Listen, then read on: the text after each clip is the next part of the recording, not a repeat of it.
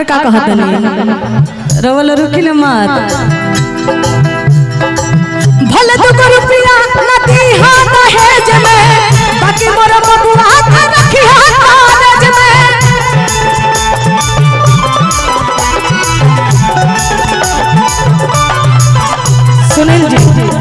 सुनील जी ने नाम था संतोष जी सॉरी संतोष जी आज आप बहुत उमंग लग रहे हैं बहुत दिल से खुश है पूरा कहना क्या है आपके लिए भले तुम रुपया नदी हाथ दहेज में सीना से लगा के रखिया कॉलेज में